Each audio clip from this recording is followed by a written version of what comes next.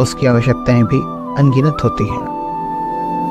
जन्म से लेकर मृत्यु तक आवश्यकताओं का चक्र बिना रुके चलता रहता है, लेकिन इच्छा और आवश्यकताओं में अंतर है। इच्छाएं विविध और व्यापक हो सकती हैं। हम कोई भी वस्तु देखते हैं और उसको प्राप्त करने की इच्छा करने लगते हैं, परंतु आवश्यकता एक ऐसी इच्छा है जिसके बिना हम नहीं रह सकते, और इस इच्छित वस्तु को प्राप्त करने से मन को बड़ी तृप्ति मिलती है। मनुष्य जितनी अपनी आवश्यकताएं बढ़ाएगा, उतनी ही अधिक मात्रा में श्रम भी करना पड़ेगा।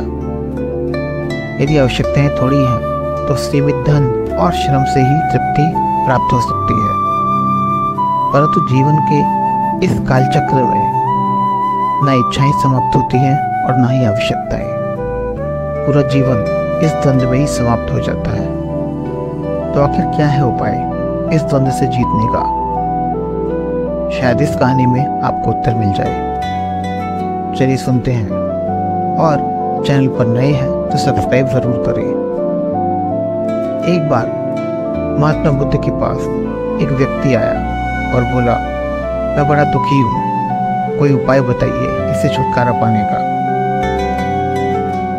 तो बुद्ध बोले, व्यर्थ में चिंतित ना हो, मैं एक कथा सुनाता हूँ, इससे अवश्य तुम्हारी समस्या का निवारण होगा।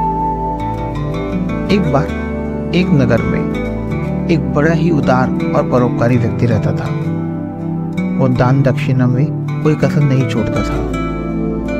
जो भी उसके दरवाजे पर आता था खाली हाथ नहीं जाता था। एक दिन उसके यहाँ एक आदमी आया और बोला, मैं एक पर्चा बेचना चाहता हूँ। जब उस व्यक्ति ने देखा तो पर्चे पर लिखा था, सदा ना रहे। उस व्यक्ति को समझ नहीं आया, और फिर भी दूसरे व्यक्ति की सहायता करने के लिए उसने वो पर्चा खरीद लिया और अपनी पगड़ी में बांध लिया। दुर्भाग्य से उससे जलने वाले कुछ लोगों ने राजा से उसकी शिकायत कर दी और उसको जेल में डाल दिया गया। जेल में कुछ दिन बीत गए और उसको समझ नहीं आ रहा था कि क्या करे। अचानक उसे याद आया कि उसकी पगड़ी में उसने एक पर्चा रखा था। उसने वापस पर्चा निकाला और उसको पढ़ते ही उसकी आंखों में चमक आ गई। उसने मन ही मन सोचा, अरे मैं बेकार में ही इतनी चिंता कर रहा था। जब सुख के दिन सदा ना रहे तो दुख के दिन भी सदा ना रहेंगे।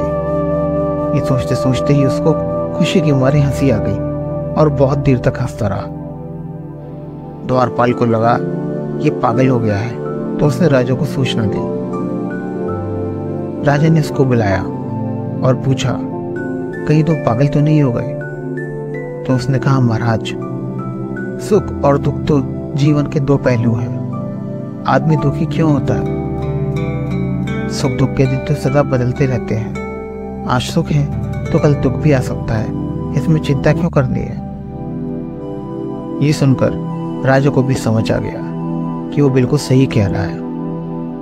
राजा ने उसको स्वतंत्र करके घर भेज दिया, और अब वो व्यक्ति और भी आनंद से रहने लगा, क्योंकि अब उसको पता था कि सुख के साथ साथ दुख के भी दिन हमेशा नहीं रहते। ये कहानी सुनकर बुद्ध के पास आए व्यक्ति का मन भी शांत हो गया और वो भी अपने घर की ओर निकल पड़ा।